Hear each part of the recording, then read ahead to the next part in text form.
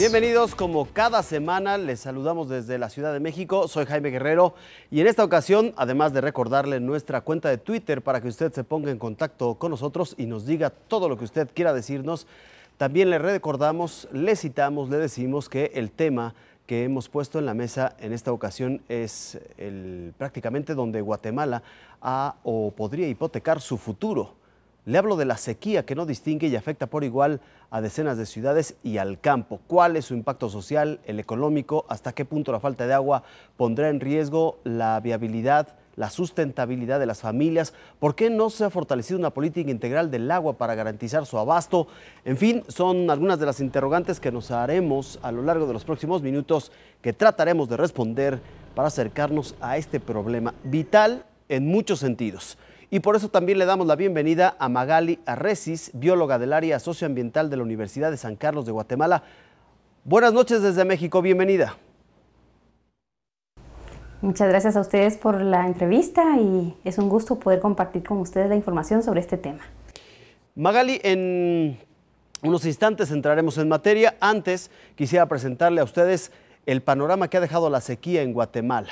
Ha puesto en una situación particularmente difícil a decenas de familias y entre ellas las de menores recursos son las más afectadas. Le pongo este ejemplo.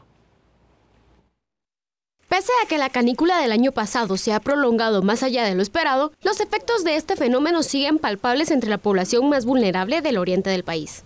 Se ven afectados las regiones del corredor seco del país, que comprenden mayoritariamente los departamentos del oriente del país: Chiquimula, El Progreso, Baja Verapaz, Jutiapa, Jalapa y una parte del Quiché. Sobre todo aquellas personas que subsisten con lo que producen.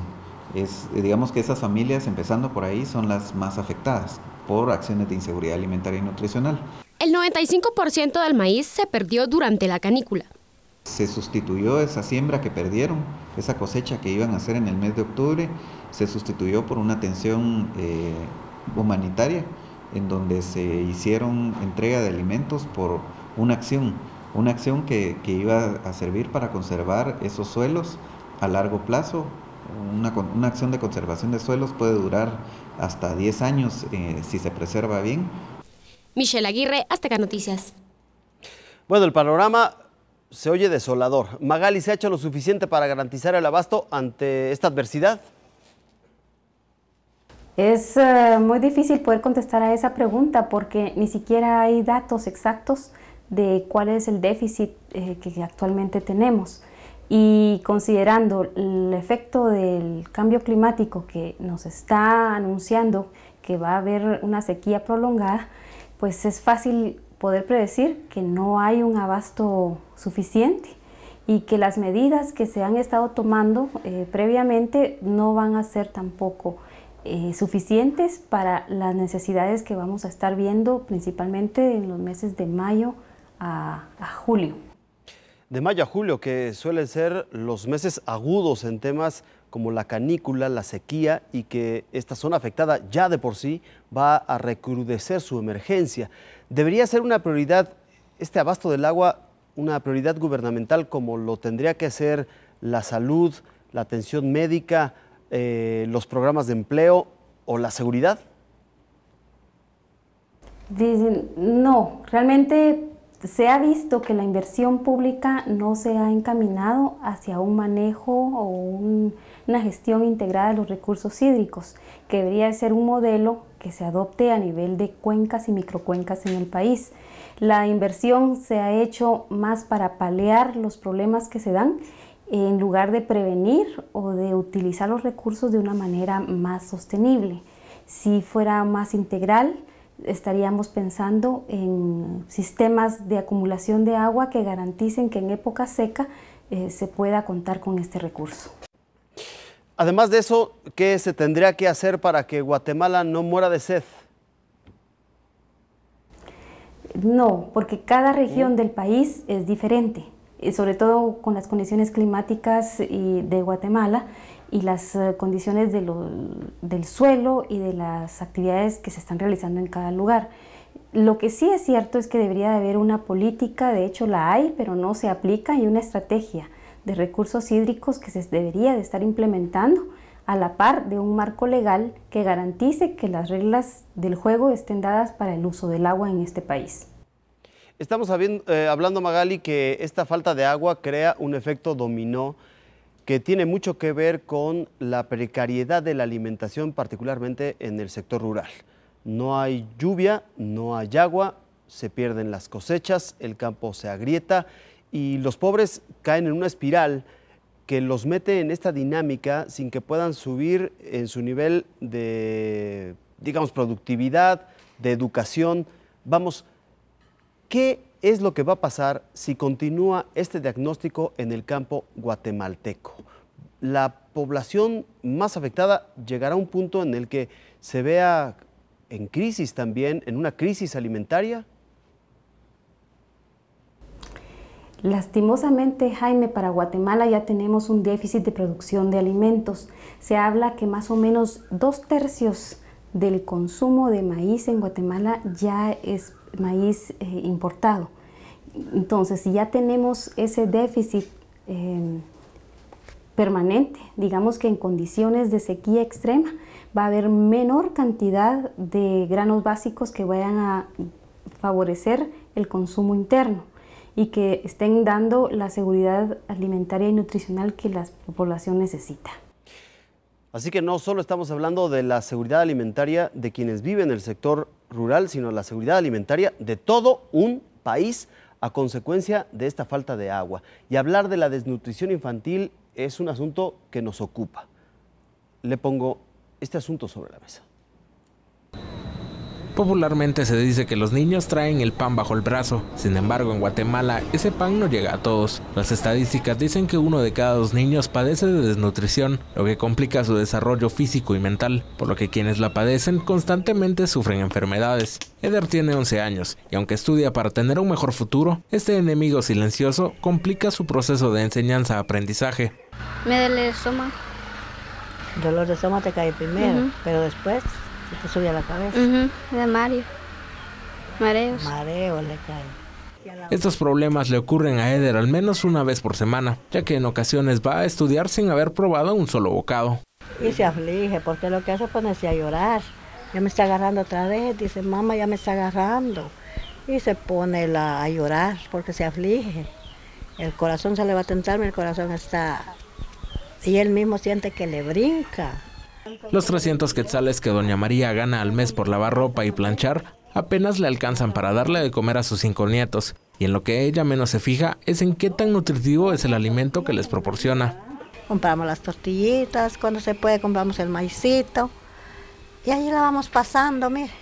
Ahí vamos pasando. Que ya el pan si ya no lo probamos. Un paquete de carne, nada. Solo los frijolitos que son más baratos. Aunque su vivienda está a 1 cuadra del centro de salud de Camotán, Chiquimula, y a 2 de sus nietos les detectaron desnutrición, el apoyo nunca ha llegado. Que solo para los tiernitos había eso. Las mamás vendiéndolo andaban ahí, aunque sea para los tiernitos. Porque no les gustaba, sé que los niños se enfermaban, dice. Por eso no les gustaba dar cereal a los niños. Igual y en otras partes, mirábamos nosotros que a los animales les daban el cereal. En este centro asistencial no hay medicamentos, por lo que cuando Eder se enferma únicamente recibe una receta, pero a doña María no le alcanza para comprar las medicinas. Cuando él se pone malo así, ay, lo llevamos para el centro. No, él no tiene nada, es falta de alimento. A él alimento quiere, lo dice, vaya, pero no podemos darle la alimentación. Aunque Eder está consciente que debe esforzarse más que los demás niños para obtener los mismos resultados, su esperanza es inquebrantable. Este año salís de sexto. ¿Qué querés seguir estudiando? ¿Querés trabajar? Perito contador. Cada año al menos un centenar de niños muere por desnutrición en Guatemala, y aunque el combate a este flagelo ha sido una de las banderas del actual gobierno, las autoridades reconocen que no cumplirán la meta de reducir en 10% estos casos en el país. José Miguel Castañeda, Azteca Noticias. Sobre este tema, les recuerdo, estamos platicando con Magali Arrecis, bióloga del área socioambiental de la Universidad San Carlos de Guatemala. Entre los escenarios menos optimistas está un aumento del número de niños con altos niveles de desnutrición. Guatemala está condenando entonces a sus nuevas generaciones, entre otras razones, por la falta de agua. Ese es uno de los problemas más grandes que hay, porque realmente las decisiones políticas que se han tomado se van por otro tipo de temas y no se considera o se deja de considerar que el agua es la base para la vida y por supuesto que va a asegurar la vida de las personas, la alimentación y la nutrición y no digamos todas las actividades económicas y recreativas que podamos desarrollar alrededor del agua. Entonces, sí se está comprometiendo a la población a mayor desnutrición, principalmente a los niños, las personas ancianas también, que son quienes van a padecer más. El problema de la sequía sí se da en grados extremos. Hablamos de elementos ligados, Magali, falta de agua, falta de producción, falta de alimentación y por consecuencia el gobierno de Guatemala reconoce también, entre muchas otras metas no cumplidas, que no podrá reducir aún más el índice de mortalidad infantil. ¿Cómo rompemos ese círculo vicioso? ¿Hay alguna forma? Hay algunas medidas que ya se están implementando. Decir que no se esté haciendo algo es mentir, pero no hay la suficiente inversión en estos temas que son prioritarios. Se habla en Guatemala de la desnutrición crónica, que es justo la que está afectando y generando la mortandad infantil. En Guatemala, de la región mesoamericana, es el país con mayor número de muertes y enfermos de desnutrición o por la desnutrición.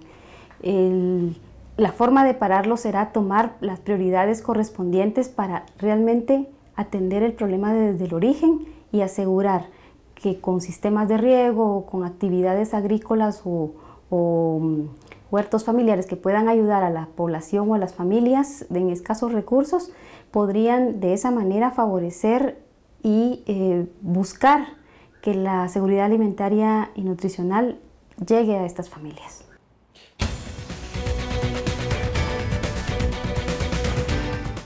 Tres candidatos ya han sido entrevistados. José Ángel López. La bolsa solidaria ad eternum es un error. Yo creo, ¿cuál es el objetivo? Sacarlos de la pobreza. Pues entonces hay que complementar esta asistencia. Jimmy Morales. Si usted no quedara para la segunda ronda, ¿a quién le daría su voto? A nadie. Mario Estrada. Y le ha otorgado el mandato al presidente de la República para que se aplique o no se aplique la pena de muerte. Porque no es la CC. Es el Congreso de la República el que tiene que definir. Este lunes 29 de junio a las 9 de la noche, el presidenciable del Partido Republicano Institucional PRI, Luis Fernando Pérez, estará cara a cara con José Eduardo Valdizán. Lunes 29 de junio a las 9 de la noche, en la barra de opinión Guatemala Decide. Solo por Azteca Guate, en el año electoral, cerca de ti.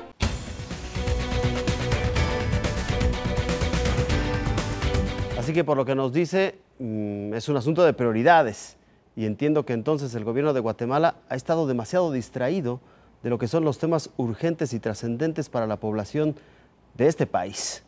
¿Se ha dado cuenta la comunidad internacional del asunto que está atravesando Guatemala en temas del agua?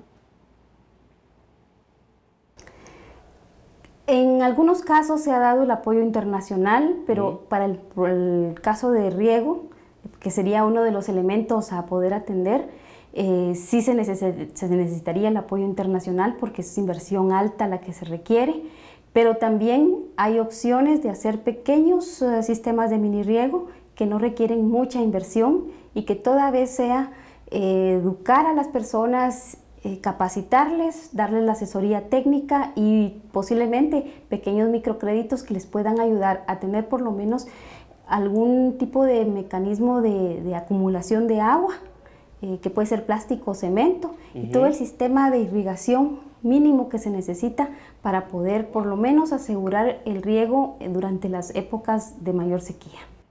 Magali, ¿la falta de agua alimenta la corrupción? Es posible que sí. Realmente en los gobiernos que hemos tenido en Guatemala hemos visto falta de transparencia y corrupción al ejecutar algunos proyectos y podría ser que el caso del agua y de la implementación de algunos mecanismos para facilitar el agua a las familias podría generarse o darse en alguna distorsión de recursos. Pero eso deberá ir cambiando. La sociedad civil tendrá que estar atenta para poder controlar el uso de los recursos que ya sea por donación o préstamo o inversión pública de nuestros propios recursos, se tengan que hacer en ese tema. Es parte de lo que hay que ir cambiando en el país, porque ya nos hemos dado cuenta, ha habido ejemplos claros de la intención de hacer malversación de fondos y donde es necesario irles corrigiendo la plana a quienes toman las decisiones y quienes están en estos momentos disponiendo de los recursos de la nación. Magali, si nos permite, vamos a hacer una pausa y regresamos con más. Guatemala tiene sed, pero el agua existe. ¿Qué es lo que pasa entonces? Trataremos de dar una respuesta, de acercarnos a un diagnóstico certero e inmediato de lo que ocurre en Guatemala. Regresamos después de la pausa.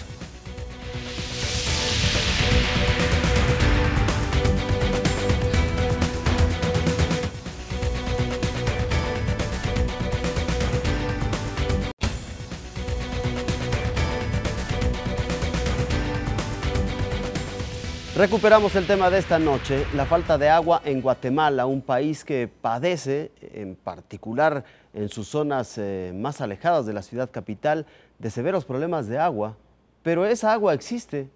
Ya escuchábamos en la entrevista que estamos sosteniendo esta noche que el asunto puede ser de prioridades y que el gobierno ha solo tratado de beneficiar a algunos cuantos con sus inversiones, con sus programas de riego, en fin, y que no está yendo al problema más profundo y a la solución que urge dar para quienes están resultando afectados, no solo con la falta de agua, sino con las implicaciones que esto significa, particularmente en términos de seguridad alimentaria. Este es un ejemplo de cómo hay dinero público, pero que no está debidamente canalizado a combatir este problema. Los recursos utilizados durante el estado de calamidad por la sequía continúan siendo un misterio. Nadie sabe con exactitud cuántas personas han sido beneficiadas ni cuánto dinero se ha utilizado. Aunque ya han transcurrido 7 meses, las autoridades siguen sin hacer público el informe de gastos. Únicamente han enviado un documento parcial al Congreso de la República, que bastó para que los partidos Líder y Patriota avalaran que las compras sin licitar pudieran continuar. Pero esta libertad que tiene el gobierno para gastar genera más dudas que certezas, debido a que los funcionarios han aprovechado para comprar tarimas, playeras, maquinaria sobrevalorada y hasta perros. Mientras tanto, en la provincia, algunos afectados por la falta de lluvia no han recibido ni siquiera una bolsa con alimentos. No cabe duda que mientras algunos ven una crisis, otros buscan sacarle provecho. José Miguel Castañeda, Azteca Noticias. Las crisis tienen varios rostros. Dicen que algunos, mientras lloran, otros se hacen ricos vendiendo pañuelos. Y lo que veíamos aquí es que el gobierno ha hecho gastos superfluos sin paliar de alguna forma la emergencia que está sufriendo el campo guatemalteco. Magali, ante esta realidad, ¿los castigos estarán a la altura de estos ilícitos? No sé si estén tipificados así en términos legales, pero es una inmoralidad lo que ha ocurrido, por lo menos al no dar explicaciones del gasto y en qué se está gastando ese dinero que fue canalizado para atenuar la emergencia, la calamidad provocada por la sequía. Magali. ¿Ilícitos? Lamentablemente, Jaime, para Guatemala carecemos de un normativo que ya la Constitución lo pide desde 1985 y estamos en el 2015 y todavía no existe, por ejemplo, una ley general de aguas, que sería la sombría que dictaría las normas mínimas para hacer o dejar de hacer ciertas cosas. Y es que aquí es fácil que cualquiera quiera desviar ríos, que haga bordas para utilizar el agua de acuerdo a sus intereses y deje a todos los demás sin agua cuenca abajo. Entonces, no hay un mecanismo, ni siquiera una ley general, ni tampoco todos los mecanismos de leyes ordinarias que podrían estar facilitando el cumplimiento de penas. Hay algún marco legal que está regulando el agua actualmente, pero no es suficiente y los castigos por falta de reglamentos también se quedan cortos para poder atender un problema que hoy por hoy está dejando a mucha población sin la posibilidad de desarrollarse de manera adecuada, digna, porque pues no dispone ni siquiera del agua mínima, agua para consumo humano, que le garantice la vida. Magali, lo hemos visto en México, hay comunidades que se han visto enfrentadas por la falta de agua o por la disputa de esta, Dicen que en el futuro las guerras serán precisamente en torno a la disponibilidad de agua en algunas regiones. ¿Esto también es posible para Guatemala? Que se altere, digamos que, la estabilidad social, que se genere violencia en torno al control del agua o a la demanda de esta. Creo que ya hay varios niveles de violencia en el país, Jaime. Lastimosamente se han hecho algunos estudios donde se reporta que hay familias que se han enfrentado unas con otras por la distribución de los ríos, por ejemplo, y que si no se llegan a acuerdos, algunas comunidades empiezan a generar problemas con otras. Los niveles de violencia han variado, pero algo que también ha venido prevaleciendo últimamente es la conciencia que las comunidades están adoptando, sobre todo frente a megaproyectos que puedan afectar sus fuentes de agua. Y entonces ahí vemos procesos de demanda, de denuncia, que lastimosamente frente a recursos que son de las comunidades, se están viendo afectados y que de alguna manera estos defensores de los recursos, por ejemplo, el derecho humano al agua y al saneamiento, están viéndose criminalizados y judicializados porque contra ellos sí ha existido una presión o una represión por parte de las entidades interesadas. Magali, se nos está agotando el tiempo. No quisiera despedirme de usted sin preguntarle si quiere poner algo más sobre la mesa, un último comentario a esta conversación. Bueno, que Guatemala, como ya mencioné, es un país con suficiente agua para poderla utilizar. Deberíamos de estar siendo mucho más integrales en el uso, pensar en esa gestión de recursos hídricos a nivel de cuencas y posiblemente los modelos de mancomunidades que ya el Código Municipal permite, podrían estar haciendo la diferencia en algunos años, donde ya vemos alcaldes de distintos municipios que se están poniendo de acuerdo para tomar decisiones y pensar en que lo que sucede en las partes altas de las cuencas afecta a los de la parte media y baja, y que de alguna manera debe haber una compensación en el uso y la garantía de las fuentes de agua que son quienes garantizan el agua para toda la humanidad, y sobre todo en el área de Guatemala, donde la población es, como ya dije, dependiente del agua por la agricultura u otras actividades, y entonces se hace fundamental hacer un manejo integrado pensando en cuencas. Pues Magali, muchísimas gracias. Hay un tema que está pendiente a propósito del nuevo ejercicio electoral que tendrá Guatemala este año. Es un reto vital para el próximo gobierno resolver el problema del agua en el país. Magali Arrecis, bióloga del área socioambiental de la Universidad de San Carlos de Guatemala, muchísimas gracias por habernos acompañado esta noche. Y gracias también a usted por su presencia, su compañía y también por sus comentarios. Ahí en nuestro Twitter, Guate en la Mira, una manera de comunicarnos. Recibimos todo lo que usted quiera decirnos, todo lo que usted tenga bien decirnos, comunicarnos y transmitirnos. Soy Jaime Guerrero, nos reencontramos la próxima semana. Buenas noches y buena suerte.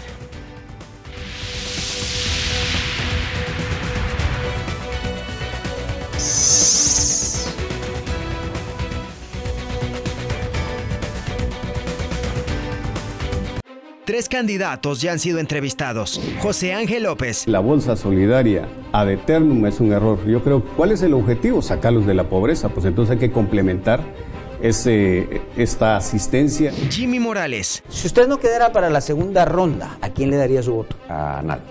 Mario Estrada. Y le ha otorgado el mandato al presidente de la República para que se aplique o no se aplique la pena de muerte. Porque no es la CC.